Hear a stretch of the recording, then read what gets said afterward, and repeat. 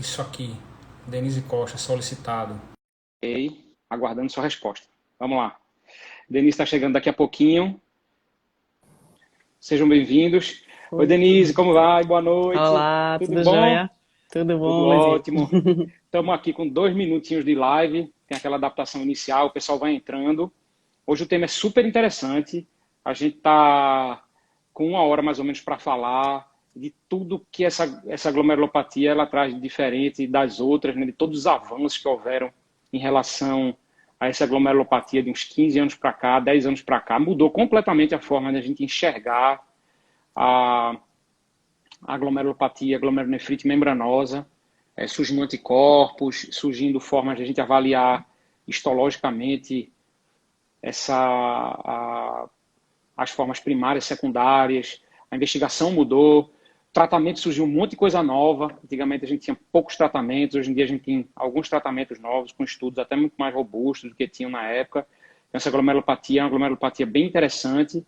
Vou dar aqui mais um minutinho para a gente entrar. Antes de mais nada, eu vou agradecendo a presença aqui, doutora Denise, fazer uma breve introdução do currículo dela aqui. Doutora Denise, ela é minha colega de trabalho, né? Há muito tempo a gente se conhece já, desde da faculdade. É massa. Ela, ela, ela é nefrologista, né? Formada no Hospital das Clínicas. Ela tem mestrado em ciência da saúde e hoje é doutoranda em medicina tropical, estudando também a parte de glomerulopatia. Ela trabalha com a gente, é preceptora da residência de clínica médica do Hospital das Clínicas, aqui da UFPE, e ela é médica, ou seja, ela passa o dia a dia trabalhando com pacientes com glomerulopatias. Ela é médica do ambulatório de glomerulopatias do HC, que funciona toda segunda-feira à tarde, e trabalha também como médica do ambulatório de glomerulopatia do IMIP. Ou seja, a gente está tratando hoje, está falando hoje com uma pessoa que vive, trata, acompanha pacientes com glomerulonefrite membranosa, várias glomerulopatias, né? Mas dentre elas a glomerulonefrite membranosa. Então a gente tem aí 5 minutinhos, eu acho que a gente já pode partir aqui para algumas perguntas, Denise. Está tudo pronto aí? Bora. Está tudo Por certinho? mim, Vamos lá? vamos lá. Vamos lá, então. Joia. Eu falei contigo há pouco e a gente conversou assim, poxa, a gente tem que falar alguma coisa inicial sobre o que é a glomerulonefrite membranosa e a importância dela. A gente tem alguns estudantes também que fazem parte daqui do Nefro Atual, alguns residentes de clínica, alguns nefrologistas que não têm muito traquejo, manejo, moram em cidades muitas vezes que não têm um ambulatório mais especializado, não tem acesso à biópsia muito mais facilmente. E também a gente trata com paciente, com profissionais aqui que lidam com glomerulonefrite membranosa diariamente, ou pelo menos semanalmente, mas tem algumas dúvidas também que a gente trouxe aqui para você tentar ajudar a gente a entender e compreender melhor. Então, fala um pouquinho para a gente, Denise, o que é a glomerulonefrite membranosa, e se é uma glomerulonefrite, ela é frequente, ela é causa de síndrome nefrótica, como é que é geralmente a apresentação clínica, um beabá bem rápido, assim, para depois a gente entrar na parte mais clínico, laboratorial e de tratamento. Certo, então vamos lá, gente. Primeiro, obrigada, né, pelo convite. É Que é um isso, prazer estar aqui sempre discutindo com você, sempre aprendendo um pouco mais, na verdade, é porque eu isso. falo aqui, mas na É. verdade eu estou só aprendendo no final das contas, né? Então vamos lá. A glomerulopatia membranosa, de forma geral, as glomerulopatias são doenças raras, né? Então, a glomerulopatia membranosa, na população geral, se estima que ela tem uma incidência de 1 para 100 mil pacientes por ano. Então, é uma doença que não é uma doença frequente, mas, dentre as glomerulopatias, ela está em torno, mundialmente, nas casuísticas mundiais, em torno de 20% das síndromes nefróticas primárias causada pela membranosa, certo? A gente tem a nossa casuística do Brasil, o registro paulista, e tem o nosso registro de Pernambuco, tá? Que são bem parecidas as incidências. O que a gente tem em Pernambuco é a glomerulopatia membranosa com incidência de 15% das síndromes nefróticas primárias. Considerando todas as glomerulopatias acompanhadas no ambulatório, em torno de 9% delas são causadas por membranosa, tá? A membranosa ela é uma doença que é causada por deposição, basicamente, de imunocomplexo in situ, tá? Você vai ter deposição de imunocomplexo no podócito, tá? Na região podocitária subepitelial do glomérulo, tá certo? Em geral, ela comete um pouco mais homens, em torno de 2 para 1 a incidência de homem para mulheres. Em geral, a média de faixa etária é em torno dos 40 anos, mais ou menos, tá? Então, é aquele paciente adulto jovem. tá certo? Se apresenta frequentemente com a síndrome nefrótica, é uma das causas de síndrome nefróticas puras, assim, que a gente chama mais Uhum. frequentes, né? A gente tem a lesão mínima, tem a membranosa como uma delas, apesar de a gente considerar como uma nefrótica pura, ela pode ter a presença de hematúria, certo? Em torno de 20 e 30%. O paciente pode estar hipertenso, em torno de 50, 60% mais ou menos dos pacientes vão ser hipertensos, tá certo? E, em geral, é uma doença que é um pouco mais indolente. É aquele paciente que chega para você com história de um edema progressivo, que já tem um tempo de evolução, que depois começa a acender e, de repente, ele começou a perceber que o olho estava ficando inchado também. Então, é uma glomerulopatia que, muitas vezes, ela pode vir com um histórico de anos. Não tem aquele acometimento mais súbito feito a gente tem na gesta, na lesão mínima, por exemplo. Certo? Acho que é Entendi. basicamente A gente isso. fala, a gente fala geralmente na enfermaria aqui que quando o paciente chega com a podostopatia, ele diz assim, o edema foi super súbito, né? Em 15 dias, um mês, o paciente ganha 10, 15 É, quilos e é o que a gente vê na criança também com síndrome nefrótica. E a gente fala que isso. quando é uma membranosa, muitas vezes passa pelo vascular, porque está com edema discreto em membros inferiores, vai no Do cardiologista, aí cardiologista. eles geralmente que passam o sumário de urina, vem proteinúria e encaminham, que a gente geralmente É, não vê essa forma, né? Abrupta até pela fisiopatologia, né? A fisiopatologia é aquela doença com menos acúmulo de imunocomplexo, a gente tem a gravidade da síndrome nefrótica no início, ela pode ser crescente, né? Ela pode ter remissão espontânea também, né? Então ela é uma glomerulopatia isso. um pouco diferente do que a gente é E, em geral, habituado. você não tem aquela inflamação que você tem em algumas glomerulonefrites, né? Tanto é que, assim, alguns autores até recomendam que você nem chame de glomerulonefrite, chame de glomerulopatia, Aham, porque você não tem aquele aspecto de inflamação que pode ter em algumas outras, como nefrite lúpica, por exemplo, aham. né? Então a gente considera ela como sendo uma. Quando a gente fala em glomerulonefrite, em glomerulopatia, uma síndrome nefrótica pura, a gente diz que ela está mais dentro do polo menos inflamatório. Está junto ali com a lesão Isso, mínima, está junto ali talvez com a gesta um pouco menos, mas está um ali junto pouco com a mais. lesão mínima, que a gente tem menos proteína, a gente tem menos hematura, a gente tem menos hipertensão, tem menos disfunção renal, apesar de ser uma síndrome nefrótica muito intensa. Geralmente tem proteinúria bem alta, né, Denise? Isso, isso. É uma das, Muito das bem. principais causas, né, de proteinúria mais alta da glomerulopatia, né? É. E a gente, aí pronto, aí a gente tem aí, então aqui um cenário global, mais ou menos, o que é a glomerulopatia membranosa no mundo, o que ela é. E quando a gente estudou isso, a gente foi formado na época pré-anticorpo para a membranosa. Então, o que a gente tinha na época era assim, 2 terços é primário, 1 terço é secundário, mas o primário a gente não sabe o que é. A gente sabe ali que quando a gente faz a biópsia, tem um depósito subepitelial, ou seja, entre o podócito e a membrana basal, existe um depósito ali de IgG. A gente até na época a gente já sabia que tipo de IgG era, mas não tinha o acesso ao tipo de IgG na biópsia e via consumo de complemento in situ, C3 geralmente ali in situ. E a gente dizia, isso aqui é uma doença idiopática. Ela surge porque surge, acontece porque acontece, a gente não sabe como é que a gente vai evoluir nisso aqui. E aí surgiu o danado, que a gente fala aqui, do PLA2R. Explica um pouquinho para a gente aqui o que é esse PLA2R, o que ele mudou. E quando a gente fala, geralmente para estudante, em prova, tudo isso, a gente diz assim, paciente adulto com síndrome nefrótica tem que biopsiar, porque a gente não tem como saber o que é. A gente tem como fazer o diagnóstico hoje de membranosa ou de uma glomerulopatia sem a biópsia. Bom, então vamos lá. A membranosa é muito bonita, porque ela tem um histórico muito bonito, né? Assim, eu sou meio apaixonada por ela. Então, assim, tudo começou lá nos anos 50, mais ou menos, com a famosa nefrite de Raymann, né? Que foi o autor que descreveu, assim, mais ou menos, a fisiopatologia da doença. Né? Isso foi importantíssimo na época, porque ali, apesar de não ter sido detectado o antígeno da membranosa, que causa a doença em pessoas, ele detecta que realmente na fisiopatologia da doença tem um antígeno no podócito. Isso já foi um grande avanço. Só que esse antígeno que ele detectou era megalina, que só tinha presente em ratos, né? Em humanos não justificava a doença, né? E a gente tem um hiato aí dos anos 50 até 2009, que foi quando surge o abençoado do PLA2R, né? Que foi descoberto por Beck. Então, nesse estudo de Beck, ele descreve a partir de extratos de glomérulo, pacientes, ele compara pacientes com glomerulopatia membranosa com pacientes doadores de transplante renal. E aí ele detecta que esses pacientes com membranosa têm uma prevalência dessa proteína, né, desse PLA2R, que é o receptor de fosfolipase A2 do tipo M, tá? Esses pacientes com membranosa, até 70% deles tinham a presença do PLA2R, tá? Isso considerando a membranosa primária, tá certo? E a especificidade também era muito boa, a especificidade chega a 99%, tá? Para a membranosa primária, certo? Esse receptor ficou como um dos antígenos principais relacionados à membranosa primária, né? É um antígeno, é uma proteína que vai estar presente transmembrana no podócito, certo? Ela tem basicamente 3 domínios principais, assim, um domínio de cisteína, um domínio de fibronectina e os domínios que são relacionados à lectina, certo?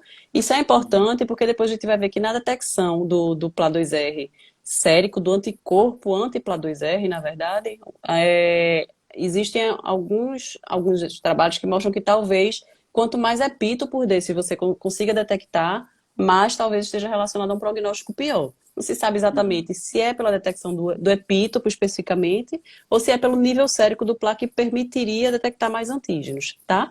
Mas é basicamente isso, é uma proteína transmembrana do podócito que se mostrou um antígeno para os pacientes com glomerulopatia membranosa, presente em 70% dos pacientes, 70%, 80% mais ou menos, dos pacientes com membranosa primária, lhe dando especificidade de 99% para a membranosa primária. Posteriormente, vieram alguns trabalhos, né? Obviamente que depois desse trabalho inicial de Beck, foi um trabalho relativamente pequeno, mas que mudou a história assim, do diagnóstico da doença. Se mostrou que, na verdade, esse anticorpo pode estar presente em alguns pacientes com lúpus, paciente com sarcoidose, paciente com hepatite B, enfim, ele pode estar presente em algumas doenças que são secundárias, né, das membranosas secundárias. Mas, de forma geral, é uma especificidade muito boa. E a partir daí, começa a se questionar do porquê fazer biópsia, se a gente tem uma especificidade tão boa, né? E esse questionamento segue um pouco até hoje, na verdade, né? Tem alguns trabalhos que mostram que em grupos de pacientes que tenham anti-PLA2R positivo, especialmente em títulos um pouco mais altos, que aí se sugere um ponto de corte talvez de 20, pela técnica do ELISA, na verdade. Acima de 20 sugeriria uma especificidade muito boa. Então, nesses pacientes que têm uma ELISA bem positiva, que não deixe dúvida que é positivo realmente, que tem uma função renal normal, considerando uma taxa de filtração glomerular acima de 60, e que não tem nenhuma evidência de doença secundária, nem sorológica, nem clínica, enfim, nada que sugira uma doença secundária, talvez sejam pacientes que não precisem ser biopsiados.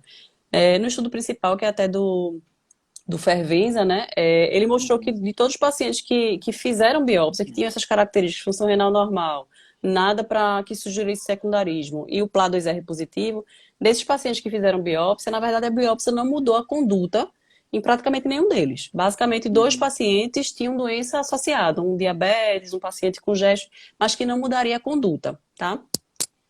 Isso, pra gente, ainda é um pouco complicado, eu vou falar muito a nível de SUS, na verdade, que é minha prática diária mesmo, tá? Pra gente é um pouco complicado, especificamente aqui em Recife, porque a gente ainda não tem um anticorpo PLA2R que seja totalmente confiável, né? A gente atualmente tem 2 laboratórios que fazem a dosagem sérica. Inicialmente, a gente tinha um laboratório só, que eram níveis séricos que eram um pouco duvidosos, assim, pro que a gente esperava de resultado, sempre viu um resultado um pouco discrepante, né, do que a gente achava, então não estava muito confiável. E aí, recentemente, possivelmente teve uma mudança do kit, e a gente começa a ver alguns com uma marcação um pouquinho maior do que era antes, e a gente já tem outro laboratório que faz também. Mas eu acho que ainda falta pegar muita mão, na verdade, do que realmente é positivo, de qual ponto de corte que a gente pode dizer, não, esse ponto de corte realmente dá uma especificidade boa, né? E considerando que o ELISA, no final das contas, apesar de ter uma boa sensibilidade, boa especificidade, não é o mais específico, né? A gente teria o mais específico que seria através de imunofluorescência, que não daria um título quantitativo, dá só qualitativo, mas daria uma especificidade muito boa também. Então, se a gente tivesse as 2 opções, fazendo ELISA e imunofluorescência, talvez a gente conseguisse uma especificidade maior, né? Então, para a nossa realidade, a gente tem essa limitação da questão do anticorpo, que talvez não seja muito confiável ainda. Tem a questão de que, no final das contas, mesmo que a gente tenha esse anticorpo que seja positivo, mas talvez um baixo título, a biópsia pode ajudar a gente, porque, querendo ou não, tem algumas causas secundárias que podem alterar os marcadores na biópsia, e isso pode dar uma informação melhor para a gente, tanto de anticorpos na biópsia, como outros achados na biópsia que possam sugerir alguma glomerulopatia secundária associada. Perfeito. E acho que vale a pena também lembrar, porque, assim, a gente tem muita limitação ainda de rituximab, né? A gente fica muito ainda entre Ponticelli, entre ciclosporina, e é importante, talvez, nesses pacientes, dar uma olhadinha como é que está o interstício, ver fibrose, ver atrofia tubular, ver fibrose intersticial, até para poder definir se a ciclosporina realmente seria uma opção nesse paciente, uma boa opção, porque lembrar que a longo prazo, e são pacientes que usam, em média, pelo menos 12 meses, né? Pode dar mais fibrose intersticial com o uso de ciclosporina, né? Então, por enquanto, não sei sua A gente opinião, fica na mas por biópsia, enquanto a por enquanto. gente fica na Não, acho que biópsia ainda. na rede privada, os convênios, pelo menos, eles não estão cobrindo o Pla2R, então o paciente tem que pagar. Né? Aqui a gente sabe que é R$ 200 mais ou menos um laboratório e outro R$ 800 um 800 laboratório, né? reais, pois 800 é. outro laboratório. Então, às vezes, você pede assim, isso aqui é importante para você, porque isso aqui vai determinar. Eu, por exemplo, a gente vai falar, pronto, a pergunta vai ser interessante. Ele tem só para a Deixa gente eu só poder... finalizar um detalhezinho. Tá, Assim, o fala que a aí. gente poderia considerar ainda de não biopsiar são aqueles pacientes que têm, obviamente, alguma contraindicação relativa, né? Então, pacientes que são muito idosos, pacientes com alguma dificuldade para biópsia, uma obesidade muito intensa, paciente com distúrbio de coagulação, com antipladas muito positivo, sem nada de secundarismo, talvez fosse um paciente para você dizer, não, talvez esse seja uma membranosa mesmo, vão acompanhar. Uhum. Mas, tirando esses casos de contraindicações, É, realmente... eu lembro muito de um paciente meu que abriu um quadro de membranosa com um TEP. E aí, foi um anticoagulou pleno, eu não vou biopsiar, ele não teve como biopsiar. Aí a gente fez o anti-Pla2R, veio positivo, e aí a gente começou o tratamento, quando ele saiu da síndrome nefrótica, subiu a albumina, a gente foi depois e biopsiou, porque ele não estava tendo uma boa resposta ao tratamento. E aí a gente biopsiou. Mas se ele tivesse tido uma boa resposta ao tratamento, talvez ele não tivesse biopsiado, era um jovem também, que não tinha nenhuma outra comorbidade, tudo isso. Então, na exceção, né, Denise? Na eu exceção, acho. e talvez seja uma realidade não nossa agora, uma realidade do exterior, né, dos Estados Unidos, principalmente da Europa, Isso. mas ainda na realidade nossa, no dia a dia, eu acho que é muito para vocês isso aqui, do Nefro Atual, como é que você vai te ajudar no dia a dia a conduzir um paciente desse. Eu acho que a biópsia ainda é o padrão ouro para a Ainda. gente poder estabelecer o diagnóstico e muitas vezes até para autorizar o tratamento via SUS ou via convênio, você tem que ter lá o laudo da biópsia comprovando que você tem É uma verdade. membranosa, né? Muito bem. E aí, me fala uma coisa. Então, quer dizer que esse danado desse Pla2R, ele é tanto diagnóstico, mas ele serve também para, assim, eu vou fazer o tratamento. Ele tem correlação com a atividade da doença, ele tem correlação com a atividade da síndrome nefrótica. E como é a diferença dessa coisa? Porque o pessoal fala, às vezes, que tem o Pla2R no sangue, mas tem Pla2R na biópsia. Aí, às vezes, um está positivo, outro está negativo. Como é que a gente interpreta isso? Como é que funciona isso, Denise? Certo, veja, total correlação, né? Todos os estudos mostram que você tem o acompanhamento através do anti-Pla2R, ele dá como se fosse uma antecipação do que vai acontecer da clínica, na verdade, né? Quando o antipla vem ficando positivo, possivelmente é um paciente que daqui a alguns meses vai subir proteinúria. Quando você inicia o tratamento, um paciente que vai fazer remissão espontânea, tem um PLA que vem em títulos decrescentes, possivelmente é um paciente que vai entrar em remissão de proteinúria também. Então, é um marcador que lhe dá uma remissão, lhe dá uma ideia da remissão e da atividade antes da proteinúria, certo? E isso, no final das contas, isso é importantíssimo, né? O Pla2R tem aquela teoria do rim como uma pia, né? O rim como enfim, algo assim, nesse O sentido. SINC, né? SINC, né? O rim Sim, como SINC, exatamente. né? Uhum. Em que você teria a produção dos anticorpos, e aí os anticorpos iriam se ligando no Pla2R, no tecido, né? No podócito, até o momento que você tivesse todos os antígenos já ligados a anticorpos, tá? Nesse momento, você vai ter o Pla2R positivo no tecido, mas você vai ter um anticorpo ainda negativo. Então, por isso que numa fase inicial da glomerulopatia membranosa, você pode ter o Pla2R no tecido positivo e no sangue ainda negativo. Então, por isso que quando você diz o anti-Pla2R negativo exclui membranosa, não. Ele pode ter uma membranosa primária ainda que esteja com a marcação só tecidual, que você está pegando talvez numa fase inicial. A partir do momento que você tem todos esses antígenos ligados no rim, você continua produzindo anticorpo, então o anticorpo começa a subir o nível sérico, certo? E aí, isso para controle de tratamento pode ajudar bastante, porque existem alguns trabalhos, assim, inclusive o Cadigo também tem colocado, o NEFSAP, Core Currículo, praticamente tudo hoje em dia tem levado muito em consideração o título. Talvez não só ele isoladamente, mas o título faz parte atualmente da sua avaliação de tratamento. Então, lembrar que membranosa a gente tem aquele percentual, aquele número mais ou menos mágico, né, que a gente divide, assim, até para auxiliar na memória, 30, 30, 30, mais ou menos, né? Então, 30% dos pacientes vão ter remissão espontânea, mais ou menos 30% dos pacientes vão permanecer com proteinúriazinha subnefrótica e mais ou menos 30% dos pacientes vão evoluir para doença renal crônica terminal, certo? Então, às vezes Uhum. fica difícil você definir qual paciente que vai ter uma evolução melhor.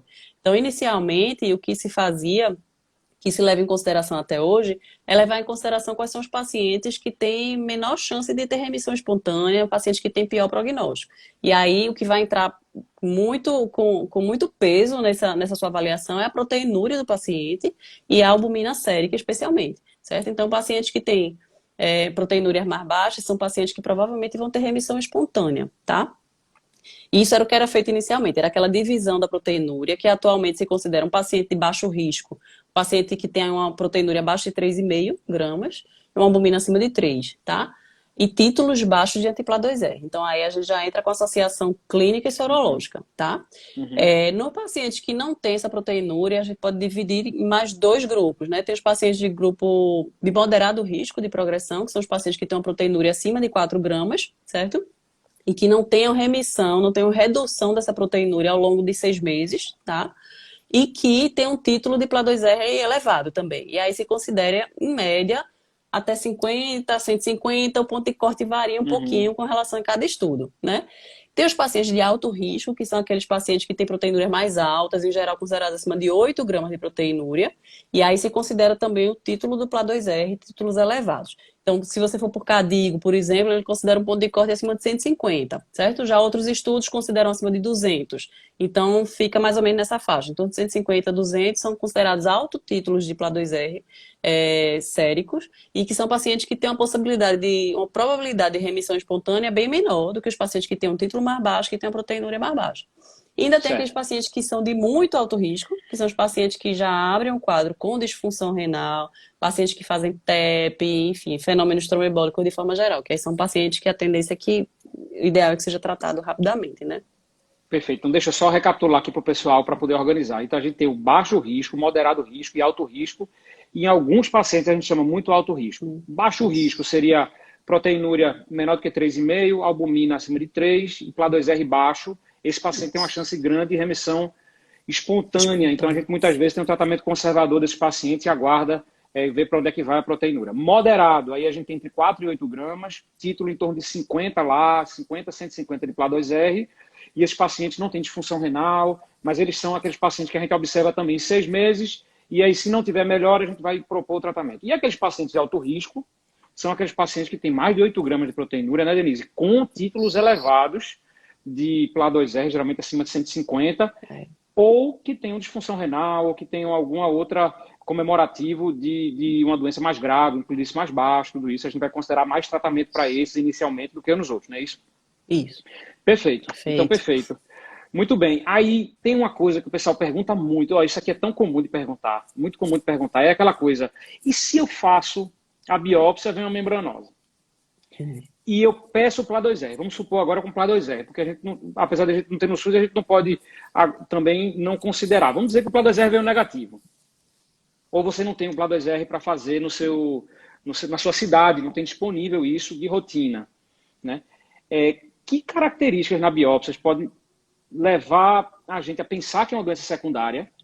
E se a gente tem essas características, como é que a gente faz esse rastreio? A gente pede o quê? O que a gente solicita? Porque tem o pessoal pedindo colonoscopia, endoscopia, tomografia de todo o corpo, com contraste, e aí vai pedindo tudo, mamografia, e aí vai pedir todos os marcadores possíveis, meio assim, tentando achar algum marcador. Quais são as causas mais secundárias mais prováveis? Como é que a gente faz esse rastreio? Como é que é esse desenrolar que a gente faz aí na prática?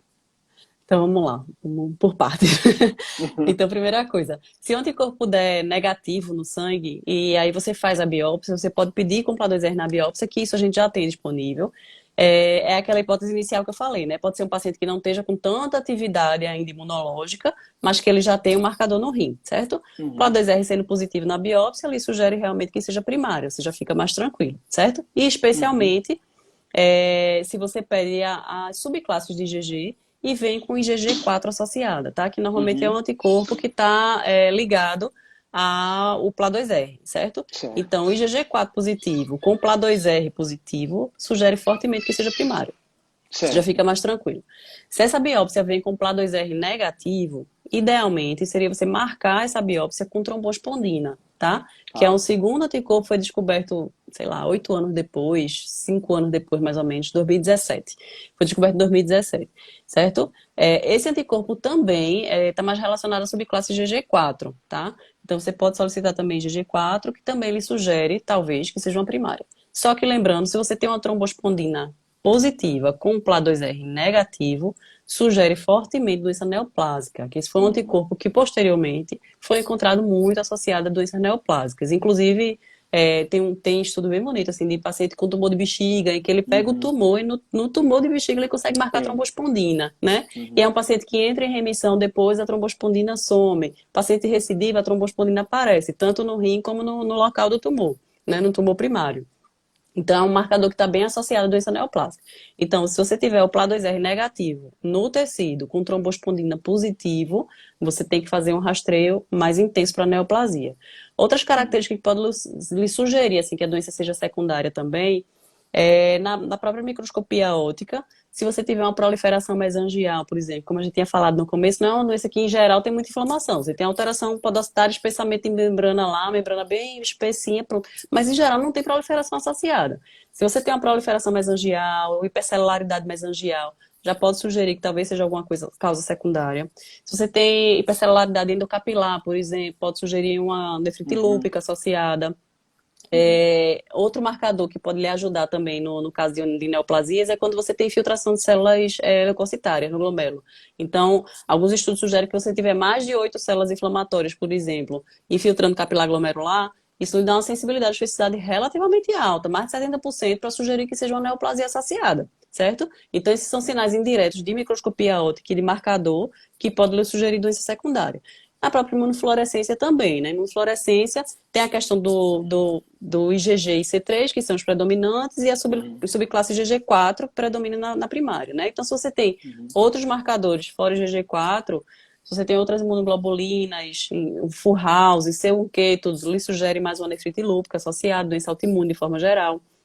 Se você tem IgG do tipo 1, 2 ou 3, você pode começar a pensar mais um pouquinho numa causa secundária, certo? Então, são outros Uhum. marcadores de imunofluorescência que também podem ajudar. E a eletrônica pode ajudar também você ver com mais detalhes se você tem a presença de depósito em locais que não sejam subepiteliais, né? Se você tem depósito subendotelial, se você tem depósito mesangial, se você tem inclusão tubulo reticular, por exemplo. Tudo isso pode sugerir que seja uma Uhum. doença secundária, certo? E aí, diante de uma biópsia que possa lhe sugerir doença secundária, a gente tem algumas hipóteses assim, algumas hipóteses não, algumas doenças que estão mais associadas à membranosa, né? E aí vai mudar um pouquinho a prevalência de cada uma de acordo com a casuística, né? Mas de forma geral, as 4 principais causas secundárias da membranosa, lembrando só que a membranosa 70, 80% mais ou menos é primária, tá? A gente vai ter os 20 e Uhum. 30% lá que são secundárias. E aí, das causas secundárias, as principais estão relacionadas à neoplasia, à doença autoimune, infecções, drogas. Essas são as 4 principais, certo?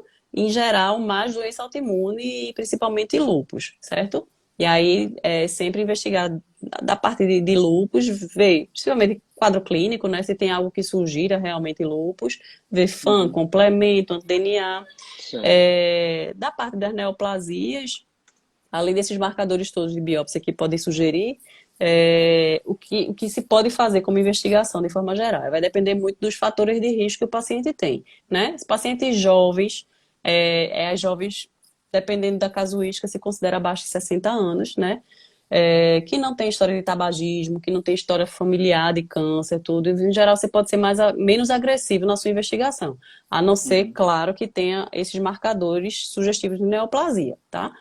E aí, em geral, assim, se sugerem um ultrassom de abdômen, um sumário de urina para ver se tem hematúria, ultrassom de mama, um exame físico de mama, um raio-x de tórax, sangue oculto nas fezes, pesquisa de sangue oculto nas fezes.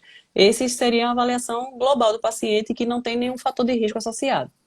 Em geral, pacientes acima de 60 anos aumenta bastante a prevalência de câncer. Então, assim, se você tem abaixo de 50 anos, em torno de 2, 3% mais ou menos dos pacientes com membranosa, um câncer associado, acima de 60 anos já aumenta para em torno de 20%. Então, é um paciente que requer que você faça uma busca mais ativa, certo? E aí, nesses Uhum. casos, você pode fazer mamografia, dependendo se o paciente tem anemia, tem perda de peso, enfim, um sangue oculto positivo nas fezes, qualquer coisa que lhe sugira algo a mais, você pode pensar na endoscopia, numa colonoscopia, que de forma geral, até como rastreio de neoplasia, pacientes acima de 50 anos já teriam indicação, né? Não tem Então, indicação. assim, eu busco sempre tentar diminuir um pouquinho o ponto de corte que a gente tinha inicialmente de 60 anos, pelos fatores de risco de membranosa, porque basicamente mamografia, colono, já vai estar indicado para paciente acima de 50 Uhum, anos, né? Então a tendência é que perfeito. acima de 50 anos a gente já faça um rastreio maior, PSA, especialmente se tem fator de risco, né? Uhum, Então, tá, de forma geral, esse seria o rastreio. certo. Tumor sólido, então, né? Então, a maior parte das Tumores vezes, tumores sólidos. sólidos, né? Tumores sólidos. Trato Perfeito. gastrointestinal, pulmão, mama Pulmão, e bexiga, né? próstata, Talvez e próstata, né? próstata, Bexiga e próstata. isso, isso. Ok, para a gente poder rastrear. Já o cara tabagista há muito tempo, de longa data, aí vai para o pulmão, vai Aí vai para para o tomografia logo de estômago, cara, né, para poder exato. ver se tem alguma lesão mais importante. Ok, vai ser baseado mais individualizando, precisa pedir com paciente jovem. Se você tiver o PLA2R, se vier positivo, não fica pedindo para um menino de 30 anos colonoscopia, endoscopia, tomografia do corpo todo, porque não tem sentido, tá? Não Para a gente vai, fazer não tem isso. sentido. Muito bem. Toda vez que a gente associa, Denise, toda vez que a gente Hum, associa membranosa, o que vem na cabeça logo, membranosa tem uma chance maior de ter evento tromboembólico. Tromboembolismo venoso, né, TVP, TEP. E aí a gente tem algumas recomendações diferentes da membranosa, desculpa. São um pouco diferentes do que são para as outras glomerulopatias. A gente às vezes vê paciente com o mesmo nível de albumina, mesmo nível de proteinúria, ele não trombosa tanto quanto o paciente com membranosa trombosa. Né? Isso é curioso, talvez a gente não tenha achado ainda o porquê, se pensava muito que o PLA2R podia estar envolvido nesse processo, a gente não sabe que a síndrome nefrótica é muito intensa, enfim. Mas como é que é o manejo prático, assim, do que a gente faz na prática? Profilaxia primária com dose plena, como é que a gente faz? Quando é que a gente usa S, aspirina, será que vale a pena usar? E como é que é isso no contexto de uma biópsia renal? Interna o paciente lá com 1 de albumina, 25 gramas de proteinúria, anasarcado, a gente vê que é uma síndrome nefrótica, a gente pesquisa todas aquelas causas secundárias, que aqui a gente chama de secundarismo, né? Doenças virais, autoimunes, neoplásicas, a gente não acha nada evidente. O PLA2R veio no sangue negativo, vamos supor que a gente tenha. Como é que a gente vai manejar esse paciente? A gente vai lá, biopsia ele vai para casa, como é que a gente faz para poder anticoagula profilático ou não? Isso é uma coisa que a gente faz na prática ou não faz? Como é que é? Como é que é o beabá aí? Vamos lá. É bronca, a pergunta é difícil. Essa é sempre uma controvérsia danada, né? Mas vamos lá. De forma geral, a gente sabe que síndrome nefrótica, o paciente tem maior risco de evento trombótico, né? É um paciente que tem perda de proteínas antitrombóticas pela urina, né? Então, você tem perda de proteína C, proteína S, antrombina 3, que então, são fatores antrombóticos. Você tem aumento da síntese hepática de fatores protrombóticos, então você tem aumento de fibrinogênio, de fator 5, fator 7. E além de tudo isso, você tem alterações de plasminogênio, também de fibrina. E além de tudo isso, você tem aumento de adesão e de agregação plaquetária, tá? O paciente que tem uma baixa de albumina é um paciente que tem maior liberação de tromboxano, maior liberação de ácido araquidônico. E isso vai tender a fazer maior ativação, maior agregação das plaquetas. Então, é um paciente que tem maior risco de evento tromboembólico venoso e arterial também, tá? E especialmente no paciente com membranosa, assim, que os estudos mostram que realmente está mais associado a esses eventos,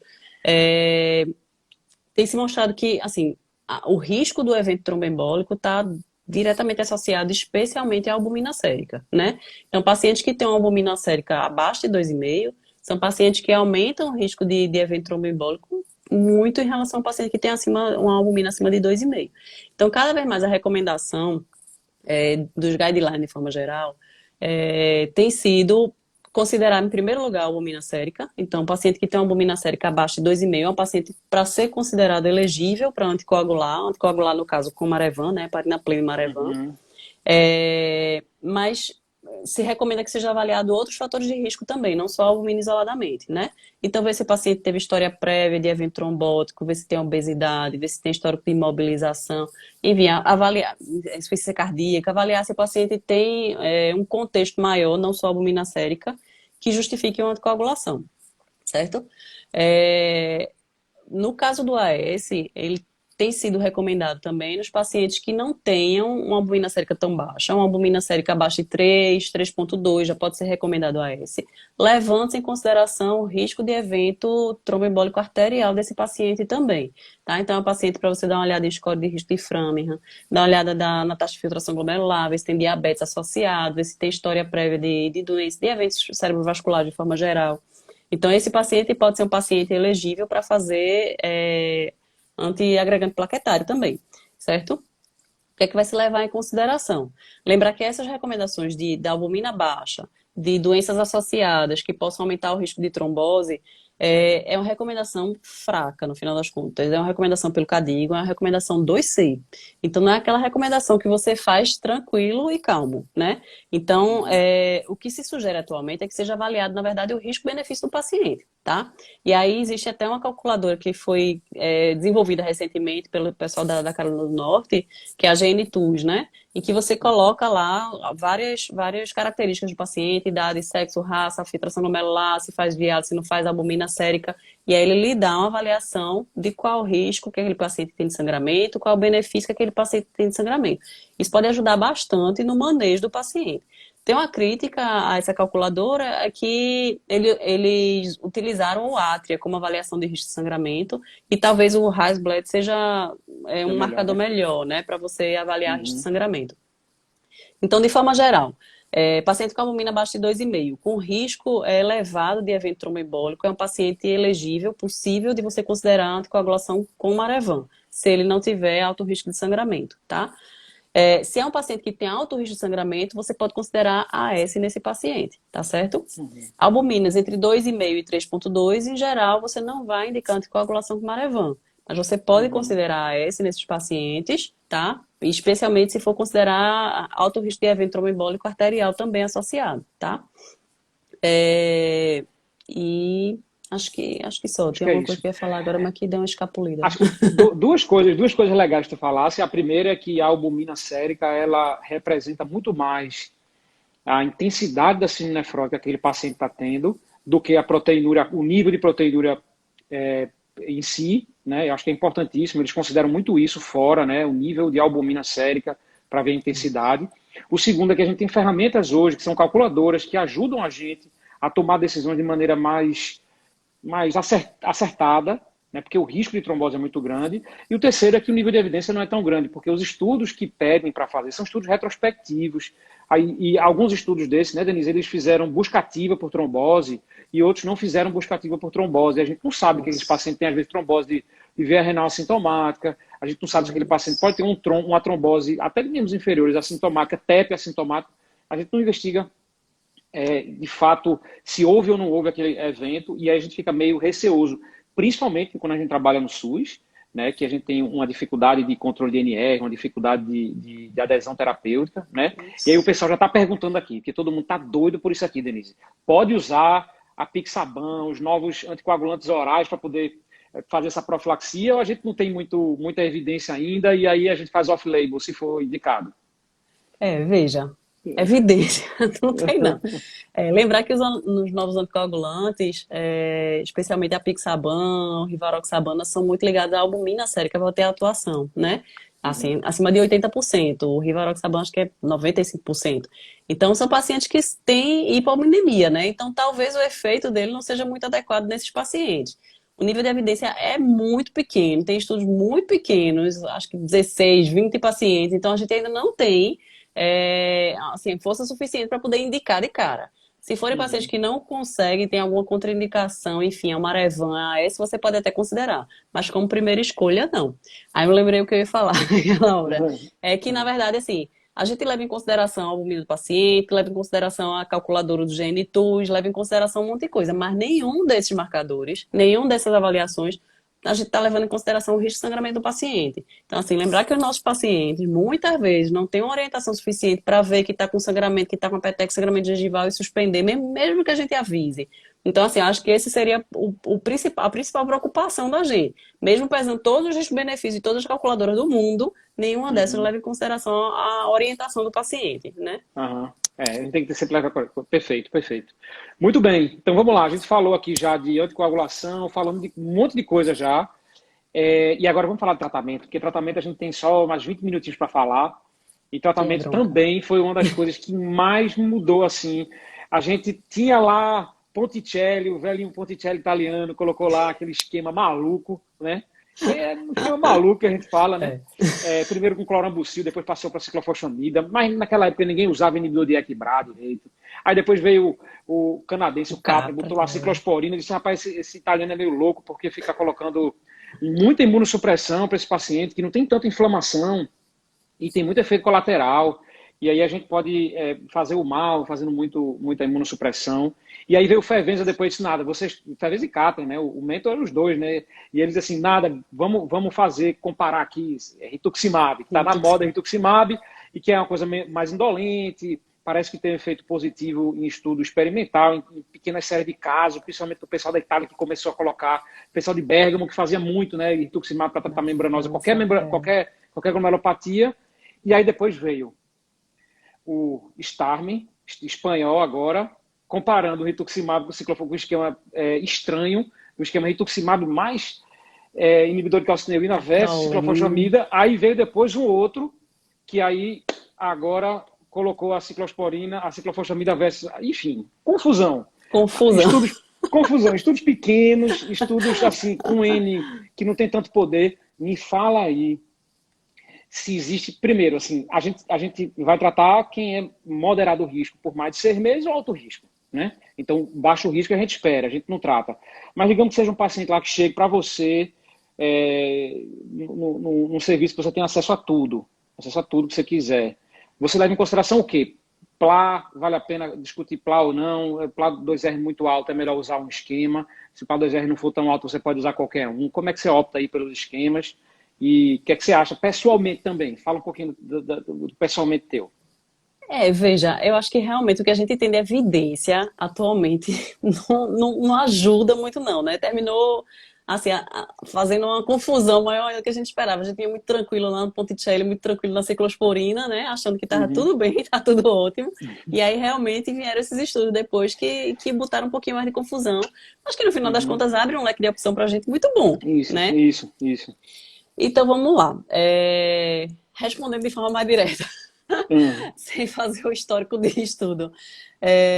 O que se recomenda atualmente é o seguinte: paciente de baixo risco é aquele paciente que você vai observar. Está lá com uma proteinúriazinha abaixo de 3,5, baixo título de PLA2R, você vai observar aquele paciente. Idealmente, fazer o segmento com o PLA2R sérico também, tá? Pelo menos a cada 2 meses, se for um título que esteja subindo, uma proteinúria que está subindo junto, você pode considerar tratamento, tá? Paciente que seja um paciente de risco moderado, aquele paciente que está com uma proteinúria entre 4 e 8, que não teve redução de proteinúria em 6 meses, que tem um título de PLA lá em torno de 50, abaixo de 150, né, que já seria considerado um alto risco. O que se sugere atualmente é que você talvez não precise ser tão agressivo nesse paciente, certo? Então, o que você pode pensar em fazer é rituximab ou ciclosporina, inibidor de calcineurina de forma geral, né? Ou ciclosporina ou tacrolimus, certo? Seriam as opções. Aquele paciente que tem um risco alto, que são aqueles pacientes com proteinúria acima de 8, com títulos de PLA2R acima de 50, 150, são pacientes que se sugere que você realmente faça o Ponticelli, paciente que tem disfunção renal, que você faça o Ponticelli, ou outra opção seria fazer o rituximab, ou outra opção, rituximab com inibidor de calcineurina, tá? Não se recomenda nesses pacientes somente inibidor de calcineurina, em geral, certo? São pacientes que tendem a ter muita recidiva quando faz o uso de inibidor de calcineurina, e isso assim, apesar dos estudos terem vindo, cada um com um resultado diferente e confundir um pouquinho, é basicamente o que os 2 estudos que usaram o inibidor de calcineurina mostram pra gente, né? Tanto o mentor como o Starman mostra que os pacientes que usaram inibidor de calcineurina talvez tenham mais recidiva. O Starman ainda foi uma recidiva menor porque chegou a usar o rituximab com 6 meses depois, né? Então ele vem justamente esse contraponto do mentor, que talvez quem faça só ciclosporina, que a gente já sabia desde a época de Catra, na verdade, paciente que faz só ciclosporina tende a ter mais recidiva ao longo do tempo, né? E aí a recidiva de membranosa vem com proteinúria e todos os riscos associados de proteinúria. Nesses pacientes de muito alto risco, que já tem evento tromboembólico, com disfunção renal, a tendência é sempre fazer Ponticelli. Por quê? Porque é o que a gente tem de mais evidência de benefício, especialmente de benefício a longo prazo, né? O que a gente tem de evidência agora de rituximab pode ter uma resposta boa, ok, mas a gente não tem grandes estudos que mostrem depois de 2 anos como é que esses pacientes evoluíram. E o Uhum. Ponticelli a gente já tem experiência de lá atrás, que estudo mostra até 10 anos de seguimento depois, mostrando que são pacientes que evoluem com função renal melhor, né? Então, para esses pacientes de muito alto risco, talvez os de alto risco também, sempre procurar fazer o Ponticelli. O rituximab ainda tem esse questionamento, né, de preservação de função renal a longo prazo, se realmente preserva, se não preserva. É, tem o questionamento também do uso do rituximab em paciente que tem uma proteinúria muito intensa, porque há um questionamento que o nível sérico talvez seja menor nesses pacientes, Uhum. né? O Uhum. nível do rituximab, a capacidade de depressão de células CD20, CD19, talvez seja um pouco menor nesses pacientes que têm uma proteinúria muito intensa. Uhum. Então, e fora que o rituximab também, a tendência é que ele não atue de forma imediata. Então, assim, o paciente que faz o rituximab, tanto o mentor mostrou isso também, são pacientes que vão responder em média depois de 6 meses, né? Ele tem uma queda inicial de PLA2R, mas é uma queda mais lenta. Você espera uma resposta maior depois de 6 meses. Tanto é que quando o STARMAY foi feito, ele foi feito justamente com tacrolimus inicialmente, porque a ideia era diminuir um pouquinho a taxa de filtração Rápida glomerular, proteinúria. né? Uhum. Cair um pouquinho a Uhum. proteinúria e aí entrar o rituximab já tentando segurar sem tanta perda do rituximab na urina, né? Mas de Uhum. fato, o riciclo que veio depois, que aí compara o Ponticelli com o rituximab, esse mostra que os pacientes que fizeram Ponticelli realmente com 3 meses ali já começava a ter uma diferença mais evidente em relação ao rituximab. Então são pacientes que respondem mais rápido quando faz o Ponticelli comparado ao rituximab, né? Apesar de não ser nenhum grande trial, a gente também não pode querer demais, porque é uma doença rara, não tem como fazer Uhum. grandes trials para ter essa resposta, Uhum. talvez, né? Uhum. Mas é isso. De forma geral, pacientes graves, muito graves, a tendência É mais realmente Ponticelli. seria Ponticelli. Posso fazer uma pergunta assim para tu, na tua prática assim? Ponticelli, tu estás fazendo, sinceramente, agora faz sincero agora, tá? Vá. Tu estás fazendo Ponticelli mesmo, ou tu estás fazendo aquele Ponticelli com ciclofosfamida venosa? Tá usando o pulso 3 dias, ou tá usando um dia, ou não tá usando o pulso? Como é que tu estás fazendo na prática? Vai, fala aí. Que Veja. é muito corticoide, né? A gente fica com medo É de fazer muito pulso corticoide. 3 dias. É muito Como é que tu estás corticoide. fazendo? Isso é uma coisa interessante desses novos estudos, é que mostra que de efeito adverso, no final das contas, paciente que fez Ponticelli, paciente que fez rituximab, não teve tantas Não mudou diferenças muita de evento coisa. adverso grave, né? E aí é justamente Uhum. uma coisa que se coloca que a dose cumulativa da ciclofosfamida nesses pacientes foi muito menor do que o usado lá no Ponticelli inicial, a de Inicial. 89, né? Uhum. Então, que talvez, no final das contas, não se precise daquela dose muito alta de ciclofosfamida inicial.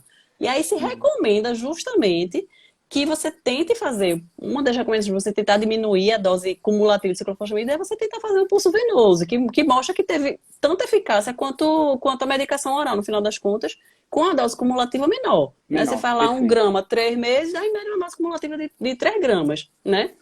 O que Ah, lhe permite, inclusive, repetir mais uma vez o Ponticelli se o paciente recidivar, né? perfeito, Com mais perfeito. tranquilidade, né? Com relação à dose do corticoide, é bronca. Veja, a gente tem recomendação para tudo que é doença, né? Fretilúbica bem Aham. forte aí, né? Que a gente reduz a Diminui dose do tudo, diminui corticoide tudo. cada vez mais. Eu Uhum. ainda sou um pouco caxias. Então, Aham. assim, eu ainda tendo a fazer 1 grama de corticoide, Uhum. mas dependendo muito do peso do paciente, sabe? Eu procuro Tá. não extrapolar tanto aqueles 6 miligramas, 7 miligramas por quilo em geral. Mas eu, Uhum. eu faço os 3 dias ainda, mas isso ainda é um motivozinho de disputa lá na Glomela. A gente tem algumas brigas internas por causa disso. É, mas aí, Porque mas não é aí todo a mundo que gente. concorda, não. Pois é, pois é. Porque assim, o que a gente tem de evidência foi o tradicional, né?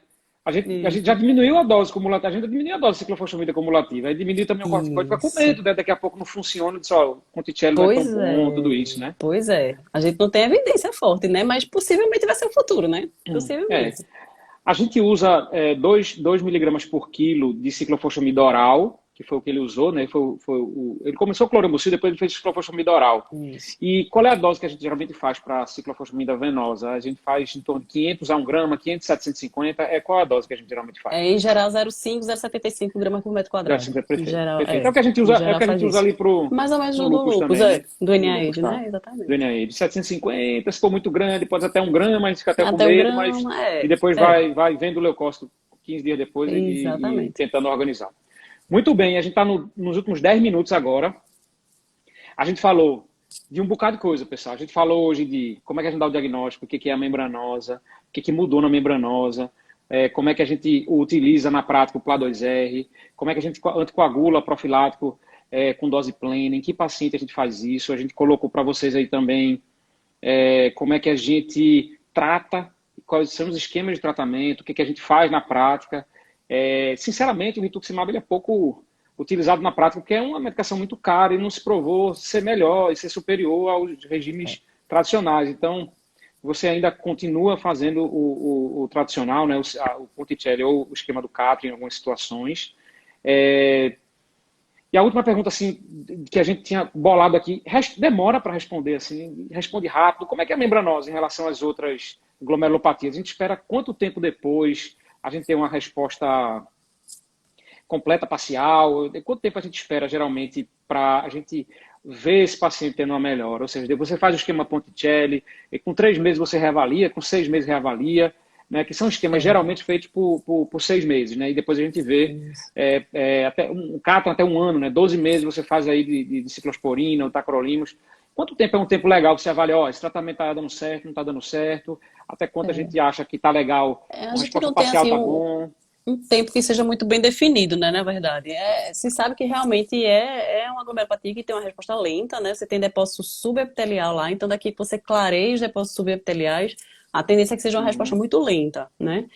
O quão lenta ninguém sabe exatamente. Mas, assim, o que se recomenda, na verdade, é que se avalie o paciente ao longo do tratamento, né? E, assim, o ideal é que o paciente tenha uma redução, que foi até utilizado pelo mentor também, né? Uma redução de pelo menos 25% da proteinúria ali nos primeiros 6 meses, né? Tá. Então, aquele paciente que faz uma proteinúria estável, não se mexe absolutamente nada, e especialmente que o antiplá, o título Não de antiplá cai. se mantém ou está subindo, é um paciente possivelmente refratário, né? Mas aquele paciente que vem caindo a proteinúria, pelo menos esses 25% lá em 6 meses, é um paciente que possivelmente está respondendo, especialmente se vier com o anticorpo caindo também, né?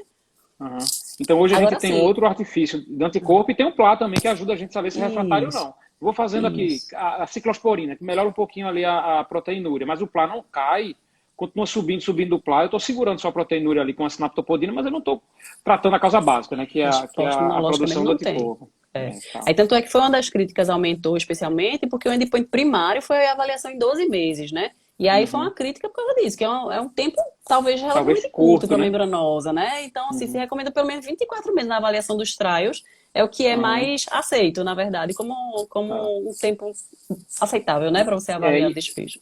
e a gente conversou no congresso com o Fevenza lá, ele falou assim, não tem como a gente acompanhar esse pessoal por 2 anos. Não, a gente não vai ter esses dados. 2, 5 anos, a gente não vai ter esses dados com todo o pessoal. Então, é uma doença rara e o paciente às vezes melhora da síndrome nefrótica e não volta mais. Cura e não volta mais. Volta para a cidade Verdade. dele, é muito centralizado, né? É Muito verdade. bom. Então, Denise, obrigado. Deixa eu fazer só agora, tem mais 5 minutos só. É muito corrida Vamos aqui. lá. Vou fazer só umas perguntinhas, bate-bola aqui, algumas coisas que a gente já respondeu. Doutor Rafael perguntou, foram 6 perguntas que foram feitas na caixinha lá. Moderado risco, ciclofosfamida ou rituximab? É bate pronto, assim, é? Esse bate-ponto, Ele colocou ciclofosfamida ou rituximab? Afe Moderado Maria, risco. tendo tudo disponível, moderado risco, a princípio, rituximab. Rituximab. Muito bem. Ale Correia, novos anticoagulantes, a gente já falou já, que é pouca evidência. Maria Paula Miranda, quando a gente vai investigar neoplasia, a gente falou, né, quando a gente tem geralmente causa secundária provável, a gente tem anti-PLA2R negativo, a trombospondina positivo, na ausência do PLA2R, a gente vai E aí a atrás. gente tem um novo marcador também, né, que é o NEO1, Tem o né, que NEL1, é né, um antígeno novo de 2019. NELL1. Isso, que aí é outro marcador NELL1, que se associou bastante à neoplasia, né? Então é neoplasia. outro marcador que veio para ajudar também nesse diagnóstico. Perfeito. A gente tem, depois que a gente faz a primeira pesquisa, a gente quanto tempo faz o rastreio, precisa ficar obcecado e ficar rastreando aquele que veio negativo com característica secundária. O paciente que vem com achados sugestivos de secundária, você faz o rastreio inicial e se recomenda que pelo menos nos próximos 5 anos, uma vezinha por ano, você faça um rastreio novamente, sabe? Nos próximos 5 anos é possível que ele abra, Que suja, né? assim, que surja um quadro mais evidente de câncer, né? Que a membranose pode Tá. vir antes, depois, durante, né? Mas nos próximos 5 anos, pelo menos, que você acompanhe esse paciente e rastreie novamente. Pronto, Joseph está ansioso aqui, perguntando aqui embaixo, já Joseph. perguntou antes, a Joseph é pergunta de Joseph é R3, faz agora. nem graça mais. Exostosina 1 e 2, exostosina 1 e 2, também super, super comentado hoje em dia ela é útil, é uma realidade em breve, tem essa... Aí tem disponível isso, Denise, para fazer? Tem. A gente já consegue fazer com o Stanley, né? Lá em Minas ele faz esse marcador já, né? E ajuda bastante assim, na diferenciação, que foi um marcador que veio com... Assim, é um marcador só tecidual, na verdade. Ele não tem anticorpo, né? Contra a exostosina. E aí ele sugere bastante doença autoimune, né? Foram pacientes que a maioria tinha algum marcador de doença autoimune associada, né? A gente pede para Stanley lá, assim, painel de membranosa, ele faz GG1, 2, 3 e 4, ele faz trombospodina, PLA2R e faz todos esses marcadores que a gente falou ainda há pouco. Muito bem. E quem vai anticoagular, dose plena, a gente já comentou um pouquinho sobre isso, né? Muito bom. Tem uma pergunta que fizeram aqui, deixa eu ver aqui. Anti-PLA2R negativo em jovem de 28 anos. Pesquisa de lúpus negativo. Continuar pensando em primária. Então a pergunta foi de Mari Bress. Né? Então, essa é a primeira pergunta. Anti-PLA2R negativo, jovem, 28 anos. Sérico, né? Lúpus negativo, isso. Continua pensando em primária ou você vai continuar rastreando secundária? Então, tu falasse um pouquinho da idade, né? Menor do que 60 anos, geralmente, ela é primária, é muito mais difícil a gente ter secundária. E tu falasse também que... E a questão que ideal seria desse paciente fazer o marcador tecidual, né? Tecidual, perfeito. Para tentar PLA2R e trombospodina para poder avaliar no tecido. Isso. Muito bem. Outra pergunta aqui que foi feita também por Mari Bress. Paciente de risco moderado que por motivo infeccioso não fez a segunda dose em 15 dias após. Refazer 2 doses no intervalo, eu acho que é rituximab, que ele deve estar falando, né? Que a gente faz um esquema de 1 grama e depois 1 grama de novo em 15 dias, e aí a gente espera depois. Se não tiver resposta parcial completa, com 6 meses faz mais 1 grama, que foi o que o Mentor fez. Um reforço. Aí ela fala aqui, que é rituximab, pronto, ela está dizendo aqui. Então, paciente risco moderado, que por motivo infeccioso não fez a segunda dose em 15 dias, após fazer a segunda dose, intervalo de 15 dias. Aí eu acho que a gente tem uma dose cumulativa, o rituximab ele age por longa data, né? Eu faria só uma segunda dose, não faria mais 2 doses, né? Ela fez a primeira, teve uma causa infecciosa, ela quer fazer a segunda. Você acha que tem que fazer a segunda e a terceira, ou só a segunda é suficiente? Eu acho que só a segunda é suficiente. O que é que tu acha, Denise? Acho que sim. Na verdade, o Mento não fez de rotina a terceira dose, né? Ele fez com D1 no D15 com 6 meses. Se o paciente tivesse tido uma quedinha de proteínúria, mas não remissão completa, que ele fazia o repique, né? Ele não fez de rotina, né? Então, acho que eu faria igual a você também, esperaria um pouquinho. Paciente. Joia. Perfeito. A gente tem, de nada... A gente tem mais 2 minutos para agradecer a presença. Foi ótimo. O pessoal está comentando só aqui, dizendo que está maravilhoso, ela é maravilhosa. Eu sei já sei. Obrigado demais aí pela disposição. Sei que é difícil. Tem 2 meninos em casa, né? Tem um marido que dá mais trabalho ainda que 2 meninos. E aí essa hora é uma hora ingrata, mas brigadão. A gente tentou, mas brigadão mesmo. Você é nota 10. E aí a gente está à disposição aí para tirar dúvida depois que vocês quiserem. Coloca na caixinha de pergunta lá, que depois eu passo para a Denise para ela responder. Vai ficar gravada a live e aí vocês podem depois assistir quantas vezes quiserem para poder tirar as dúvidas que vocês quiserem. Tá bom? Obrigado, Denise. Obrigadão, Livinho. Até mais. Até mais. Tchau.